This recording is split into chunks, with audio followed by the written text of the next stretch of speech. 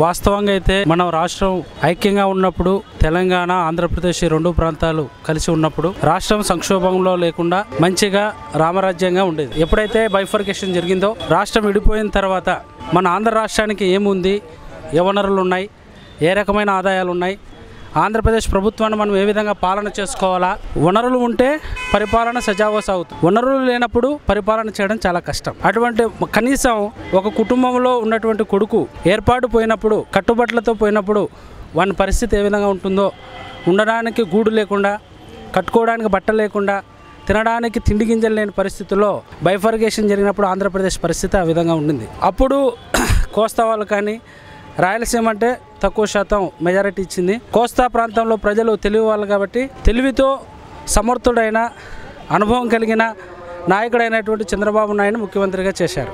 ఆయన తన యొక్క అనుభవంతో ఆంధ్రప్రదేశ్ గాడిలో లేనటువంటి ఆంధ్రప్రదేశ్ పాలనను ఒక తాటి మీద తీసుకుని వచ్చి మన రాష్ట్ర రాజధాని ముఖ్యంగా తన యొక్క దృఢ సంకల్పంతో ఏర్పాటు చేశారు. అభివృద్ధిలో మొట్టమొదటి అంశం అది. రెండవ అంశం ఏంటంటే తను ఇచ్చినటువంటి హామీలు అవి నెరవేర్చలేనివే, సాధ్యం కానివే, కానీ తన యొక్క తెలివితేటల చేత దాన్ని సుసాధ్యం, అది కంతుల వారిగా కావచ్చు, వాయిదాల వారిగా కావచ్చు, తను ఏం చేస్తున్నాడో మనకు తెలియదు.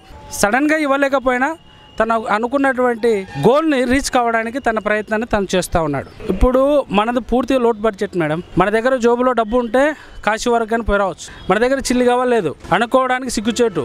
అట్లని ఇంతవరకు మన యొక్క కేంద్ర ప్రభుత్వాన్ని మీద భరోసా పడి దానికి చేతులు చాచి వంగి నమస్కారాలు చేసి తన నుంచి ఏమి రాలేదనేటువంటి ఉద్దేశం చేత ఈరోజు తిరుగుబాటు చేసి ఈ పరిస్థితుల్లో ఉన్నాం. ఒకటి మేడం, రుణమాఫీ అనేది కంతుల ద్వారానైనా చేశాడు. రాష్ట్ర రాజధాని ముందుగా మనకు ఏర్పాటు చేయడం జరిగింది. రెండవది వచ్చేసి ఈ పెన్షన్ల కార్యక్రమం ఆ రోజు 200 ఉండేది, ఈరోజు దాన్ని అప్గ్రేడ్ చేశాడు.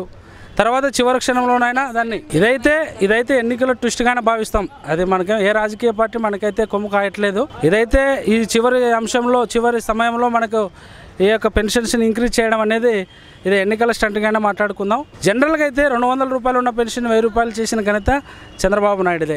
సమర్థవంతమైన నాయకుడు, అనుభవం కలిగిన వాడు, రాష్ట్రాన్ని గాడిలో పెట్టగలిగినటువంటి వ్యక్తి ఆయనే. ఇప్పుడు జగన్ విషయానికి వస్తే జగన్ అనుభవం లేదు, మాలాంటి పిల్లవాడే, మేము మా ఇంట్లో సంసారం ఎట్లా చేసుకుంటాం ఆ విధంగా చేయాల్సిందే. కానీ ఇప్పుడు ఉన్నటువంటి యూత్ మాట్లాడిన విధంగా ఒకసారి అవకాశం ఇస్తే బాగుంటుంది అంటున్నారు. ఉండొచ్చు, లేదా మొత్తమే ఊడిపోవచ్చేమో చెప్పలేము. అనుభవం కలిగిన వ్యక్తికి ఇస్తే ఇప్పుడు మన ఇంట్లో మా నాన్న ఉంటే కొంచెం భయం భక్తులతో కుటుంబం నడుస్తుంది. ఎవరు లేకుండా పిల్లల పెత్తనం అయితే ఏమవుతుంది, చిట్ట చివరికి నాశనం అవుతుంది. ఉండొచ్చు, లేదా ఒకటేసారి పైకి ఎగరచ్చు. అదే అనుభవం లేదు కాబట్టి దాని మీద చెప్పలేము మనం. I am not expect that you. నేనైతే అతను చేసే పరిపాలన మీద చేయలేడు అనేది నా కాన్సెప్ట్. ఎందుకంటే దేనికైనా ఎక్స్పీరియన్స్ అనేది ఇంపార్టెంట్. అనుభవం కొన్ని పాఠాలు నేర్పుతుంది.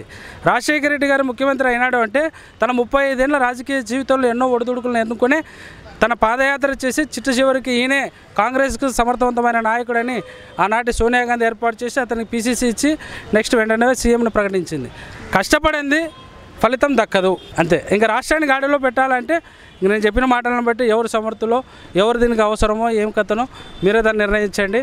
కాబట్టి మనకున్నటువంటి రాష్ట్ర రాజధాని డెవలప్మెంట్ చేయడంలో ఇతరు ఉన్నటువంటి జపాన్, రష్యా, చైనా, జర్మనీ ఇటువంటి దేశాలను పర్యటించి మా ఆంధ్ర రాష్ట్రంలో మీకు స్థలాన్ని కేటాయిస్తాం, అవసరమైనటువంటి అనుమతులు ఇస్తాం, మీరు వచ్చి పెట్టుబడి పెట్టండి అని చెప్పి వాళ్ళ ద్వారా వచ్చినటువంటి డబ్బును కొంచెం పోగు చేసుకుని ఇటు రాజధానికి, ఇటు ఇండస్ట్రీస్కి, ఇటు సంక్షేమానికి అనేక రకమైనటువంటి కార్యక్రమాలను ఆ రకంగా తీసుకుని వచ్చి చేస్తున్నాడు.